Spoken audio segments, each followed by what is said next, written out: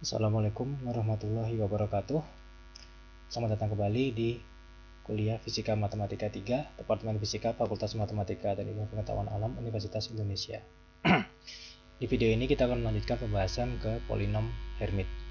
Polinom Hermit adalah sebuah fungsi yang berkaitan khusus dengan fenomena fisika, yaitu osilator harmonis kuantum. Maksudnya apa? Kita bisa lihat di ilustrasi ini. Jadi kalau kita punya sebuah benda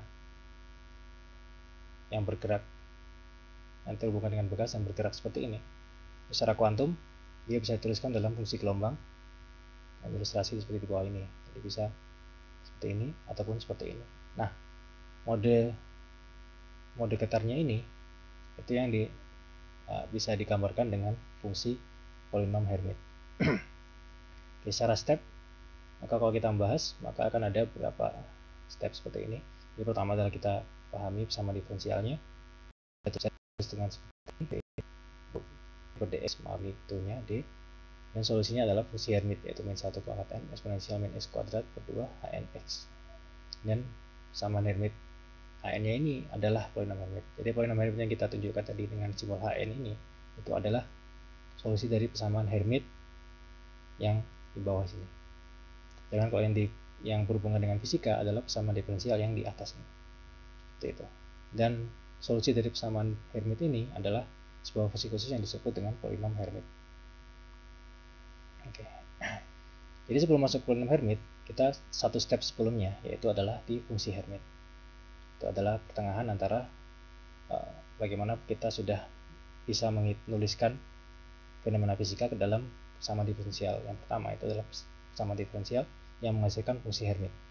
Persamaan diferensial seperti apa? Jelas yang seperti ini. Itu dx kuadrat d per dx kuadrat min x kuadrat plus 2n plus 1 sama dengan fnx sama dengan 0. Kemudian di sini itu adalah sebuah operator tangga ya, do per dx min x, do per dx plus x dikali fnx. Ya, ini bisa kita bongkar menjadi sebuah operator seperti ini, sama dengan min 2n plus f. Ini nanti akan ada konsekuensinya yang akan dipelajari lebih detail di fisika kuantum, tapi intinya saya akan menggambarkan ini aja. Jadi PK yang salah satunya adalah raising, satunya lowering. Nah, ini lowering dan raising ini mewakili fungsi Hermit, sifat rekursif dari fungsi Hermit. Kalau kita punya fungsi Hermit Fn, maka kita bisa menaikkannya di Fn plus 1. Jadi kalau kita punya Fn, terus kita mau ingin dapat Fn plus 1, kita cukup kalikan raising operator terhadap Fn. Kita operasikan operator itu. Nah, kalau kita udah punya Fn, kita mau dapatnya lebih rendah, nah kita tinggal operasikan. Jadi, karena itu di sini juga nn-nya adalah bilangan ASI ya, bilangan cacah. 0, 1, 2, 3 dan seterusnya. Gitu. Dan Fn-nya sendiri itu bisa tuliskan dalam telet Hermit, yaitu Hn. Hermit seperti apa sih? Telet Hermit itu seperti ini. Dia adalah solusi dari persamaan ini. D per dx, d kuadrat per dx kuadrat min 2x d per dx plus 2n hnx sama dengan 0. Itu adalah solusinya adalah polinom Hermit. Bentuknya adalah seperti ini. H0 bisa jadi 1, H0 itu 1, H1 itu 2x, H2 itu 4x kuadrat min 2, H3 8x pangkat 3, H3 8x pangkat 3 min 2 plus x dan seterusnya. Dan untuk yang n kita bisa dapat menggunakan formula Rodriguez. N 1n eksponensial x kuadrat d per dx dari eksponensial min x kuadrat. Kalau kita ilustrasikan gambarnya seperti ini. Kalau H0 itu 1, H1 garis lurus 2x, H2 itu fungsi kuadrat, H3 fungsi pangkat 3. Ini mirip dengan polinom Legendre. Nah, fungsi-fungsi ini juga memiliki sebuah ortogonalitas. Kenapa? Karena seperti yang ditunjukkan di video sebelumnya, bahwa ortogonalitas itu sifat yang penting untuk menyatakan fenomena fisika. Nah, sebagai nada dasar ya istilahnya, atau fungsi eigen. Nah, itu akan dibahas lebih lanjut di kuliah-kuliah selanjutnya, tapi di sini hanya akan diilustrasikan dalam bentuk ortogonalitas. Nah, kalau kita punya fungsi Hermit seperti ini, hnx sama dengan min 1n eksponensial min x kuadrat 2 hn, kita bisa punya ortogonalitas seperti ini. Kalau m sama n nya nggak sama, kalau nilai n nya itu nggak sama, maka dia 0. Kalau sama, maka adalah akar pi 2n kali n faktorial, seperti ini.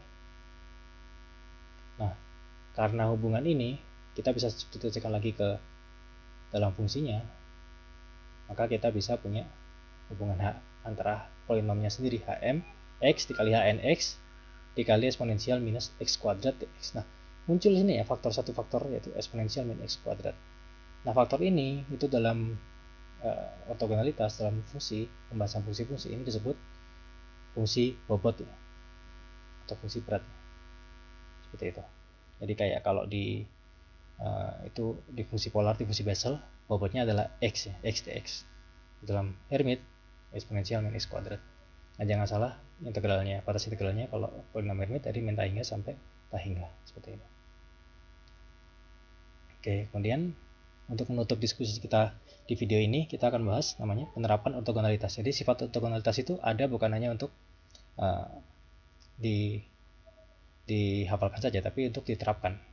Seperti apa penerapannya? Untuk konteks seperti ini bisa kita terapkan kalau kita pengen mengekspansikan sebuah fungsi ke dalam deret Hermit.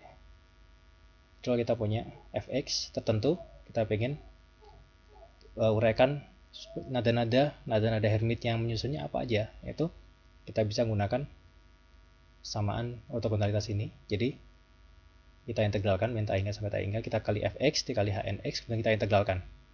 Nah, kalau kita lakukan integral seperti ini, kita akan mendapatkan nilai an ya, dengan 1 per akar pi 2n per n faktorial. Nah, suku ini datang dari mana? Dari ortogonalitas ini.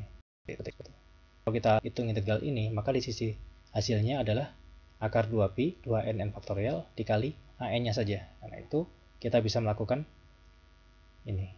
Nah, ini juga prinsip yang sama yang dilakukan di deret Fourier. Seperti itu. Deret Fourier sama prinsipnya di sini. Nah, sebagai contoh kita tunjukkan di sini ya. Kalau kita punya fx sama dengan x pangkat 3. Kita lakukan x pangkat 3 dikali eksponensial min x kuadrat ini dikali h0. H0 kan 1. Seperti ini. Dan h0 h1 ya. h1 di sini diganti h1 2x. Kita punya 3 per 4. h2 jadi h2. Ya 0. h3 masukkan h3. 8 x pangkat 3 min 12x. Nah, di sini kenapa h2 nggak perlu saya masukin, saya langsung tahu. Kenapa? Karena h2 ini adalah fungsi genap. Seperti itu. Hasilnya adalah x pangkat 3 sama dengan a1 h1 plus a3 h3 alias 3 per 4 a1 tambah 1 per 8 h3. Kalau kalian uraikan ini, kalian dapat fungsi yang sama persis seperti itu. Jadi demikian kita udah membahas tentang ortogonalitas dari fungsi deret Hermit dan juga dari penerapannya. Sampai ketemu, terima kasih atas perhatiannya. Sampai ketemu di video berikutnya. Assalamualaikum warahmatullahi wabarakatuh.